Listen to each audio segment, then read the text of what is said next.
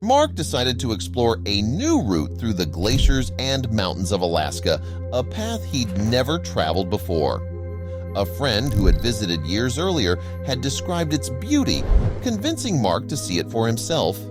But as he ventured deeper into the frozen wilderness, he stumbled upon something unexpected, something strange encased in ice. It was a boat, frozen solid, and what he found on board left him in utter disbelief.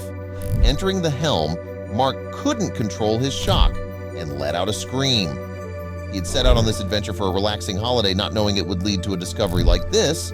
But before we dive into this incredible story, make sure to hit the like button, subscribe if you haven't already, and ring that notification bell so you never miss out on our latest stories. He hadn't heard many people talking about this route, but trusted his friend. They had instructed him how to walk to arrive at a beautiful spot on the glaciers where no one would often be around. This idea appealed to Mark, who loved to uncover unknown places. However, he wondered if Tyler had seen this and forgotten to mention it to him. His friend had recommended it. As Mark arrived at his destination, he saw something that he would never have expected from a place like this. He expected a beautiful, vast white landscape with rugged mountains in the distance. Though that was partially what he saw, it only confused him more about the fact that something bright yellow was in the middle of the landscape. Instead of getting a text message as a response, he suddenly saw Tyler's caller ID. With furrowed brows, he answered the phone. "Yo, Tyler, what's up?" Mark asked.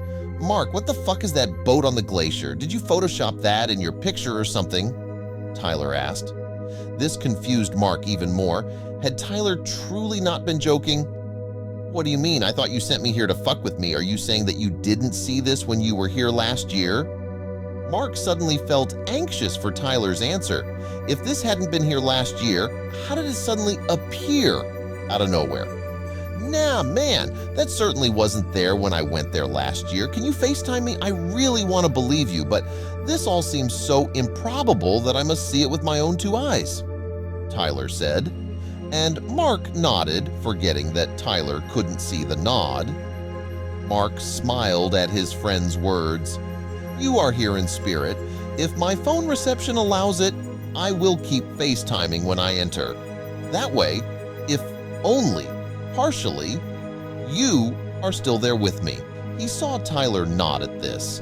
Mark could feel that he suddenly felt less nervous since, in a way, he could bring someone with him. Mark made his way over and started to understand the sheer size of the thing when he came face to face with it. How was he even supposed to enter it? Maybe you have to walk around it to find a way to get on? Tyler asked as he was still on the call. Mark nodded at this. Getting on the boat would be a top priority if they wanted to explore its contents. "Yeah, you're right. Let's do that." Mark carefully boarded the deck. He was careful about where to step. Looking around on the deck, it looked rather empty. "We should go inside," Tyler said, but that would prove to be a big mistake. Mark located the door that went into the helm. He slowly walked toward it, documenting everything he saw to his friend. As Mark opened the door and shone his flashlight inside, the air became stuck in his throat. Mark stepped inside the dimly lit cabin of the boat, his breath visible in the icy air. Suddenly, one of the figures seemed to shift slightly, and that was all it took. Mark's fear erupted into a primal scream, piercing the icy stillness of the glacier. The device slipped from his grasp, clattering to the wooden floor, the screen going dark as the call with Tyler was abruptly severed. The silence that followed was deafening. The icy walls of the boat seemed to close in around him, and the darkness felt suffocating. He forced himself to take a step, then another, his movements shaky and uncertain. Mark's feet slipped and slid on the icy surface as he hurried away from the ship. His gaze kept flicking back over his shoulder, half expecting to see something emerging from the vessel. The yellow hull of the boat stood stark against the white expanse, a surreal anomaly in the frozen landscape.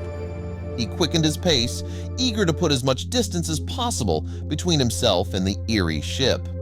As Mark moved further away from the ship, the journey back to safety felt interminable. Doubt crept into Mark's thoughts with every step he took. Had he really seen what he thought he had seen? Was his mind playing tricks on him in this desolate place? Gradually, as the ship disappeared from view, Mark began to feel a sense of relief. The further he got, the less oppressive the air felt, as if he were leaving a heavy weight behind him. Once Mark felt a safe distance from the ship, he pulled out his phone, hands still trembling from the cold and fear. He dialed the local authorities, his voice shaky as he tried to explain what he had found. "There's a boat in the ice. It's not just a boat, there's something wrong with it," the words felt inadequate, unable to capture the sheer terror of what he had seen. The dispatcher on the other end of the line sounded distant and unconvinced. Mark tried to paint a picture of the scene, his words stumbling over each other. Inside the boat, there were figures arranged in a circle. It felt wrong, terrifying, he explained, his voice laced with urgency. He could sense the skepticism from the dispatcher, desperate to convey the seriousness of the situation. The disbelief in the dispatcher's tone only added to the surreal feeling of the entire ordeal. The dispatcher's voice, when it finally came, was tinged with doubt. "Are you sure about what you saw, sir?" they asked. "Yes, I'm sure." "Please, you have to send someone. It's not right," he insisted, his plea underscored by a sense of urgency. Finally, the dispatcher agreed to send a unit to investigate, though the skepticism remained. Mark ended the call and found a sheltered spot to wait, his body shivering from both the cold and the aftermath of adrenaline. When the police finally arrived, their expressions were a mix of curiosity and skepticism. As they made their way towards the boat, Mark's emotions were a tumultuous sea of relief and apprehension. He was glad not to be alone anymore, yet the anxiety of what the police might find. As they approached the location of the boat, Mark clung to a fragile hope.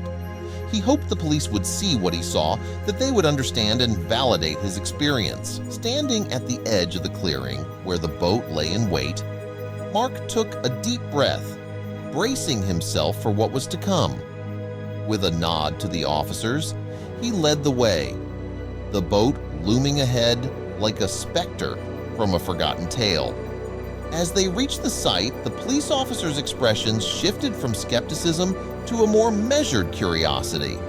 The sight of the massive yellow ship, stark against the white expanse of the glacier, clearly took them by surprise.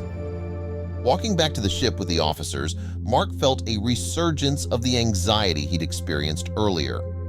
With the police at his side, he felt a fragile sense of security, but it did little to quell the dread that clung to him. The police began their investigation with a newfound caution, treating the ship as a potential crime scene. They cordoned off the area and started documenting everything. Mark watched, his fear validated as the officers transformed from skeptics to investigators, now fully engrossed in unraveling the mystery of the ship. The police moved cautiously through the cabin, examining the eerie arrangement of skeletons and the dark stains on the floor and walls. They spoke in hushed, serious tones, discussing the possible scenarios that could have led to such a scene. The atmosphere was tense, the air thick with the unsaid. Methodically, the police began collecting evidence. They took photographs from every angle, carefully avoiding any disturbance to the scene. The police officers huddled together, discussing their findings in low tones. Mark, overhearing fragments of their conversation, sensed their frustration. The revelation that the blood and skeletons were not real only deepened the enigma. The investigators were baffled by the purpose of such a setup. Mark remembered Tyler's disbelief when he first saw the photo of the ship and decided to call him for more information. Tyler's response only deepened the mystery. He confirmed that the boat had not been there during his visit to the glacier a year ago. This new piece of information intrigued the police, adding another layer to the puzzle. The fact that the ship had appeared within such a short time frame without anyone noticing seemed almost impossible. The investigation eventually hit a dead end. The evidence gathered from the ship provided no clear answers about how or why it had appeared on the glacier. The ship, with its fabricated horrors, remained an enigma, its origins and purpose shrouded in mystery. The investigation by the police yielded no fruitful leads. They scoured their databases and reached out to other departments, but nothing came up that could explain the presence of the ship or its bizarre contents. Mark grappled with the surreal nature of the entire incident. Part of him felt foolish for being so scared, while another part was bewildered by the unexplained nature of what he had found. As Mark and the police left the scene, the mystery of the ship remained intact, its secrets locked away in the frozen depths of the glacier. Several days after the investigation stalled, a new lead surfaced. A local amateur filmmaker contacted the authorities after hearing about the mysterious boat. Mark, present at the police station, listened intently as the filmmaker spoke. He claimed to have crucial information about the vessel, explaining that he recognized the ship from the news. His knowledge seemed to be the missing piece in the perplexing puzzle that had baffled everyone involved. The filmmaker revealed that the boat was used as a prop in a low-budget film he had been working on. Mark's eyebrows raised in surprise as he absorbed this information. The filmmaker described how they had chosen the ship for its striking appearance and isolated location, ideal for their project's theme. This revelation shed new light on the bizarre scene Mark had encountered, transforming the narrative from one of horror to one of artistic endeavor. With the filmmaker's explanation, the pieces of the puzzle began to fall into place. The staged skeletons and artificial blood were part of the movie set, not remnants of a real tragedy. Mark felt a sense of relief wash over him as he understood the true nature of what he had found. The police officers, too, seemed relieved that the case was taking a turn away from the sinister implications they had feared. The boat, once a central piece in their film, had become a casualty of these circumstances, left behind as the crew retreated from the harsh Alaskan environment. The intention to return for the boat was clear. Various logistical complications had prevented it. The filmmaker expressed his regret over leaving the set intact, acknowledging that it had been a difficult decision. With the mystery solved, Mark felt a bizarre cocktail of emotions. The fear and anxiety he had experienced were now replaced with a sense of amusement and disbelief. He couldn't help but laugh at the absurdity of the situation. What he had believed to be a scene of horror was nothing more than an abandoned movie set, a fact that seemed almost too strange to be true. In the aftermath, Mark found himself reflecting on the experience. He thought about how easily reality could be mistaken for fiction and vice versa. The incident had been a vivid reminder of life's unpredictability and the thin line between imagination and reality.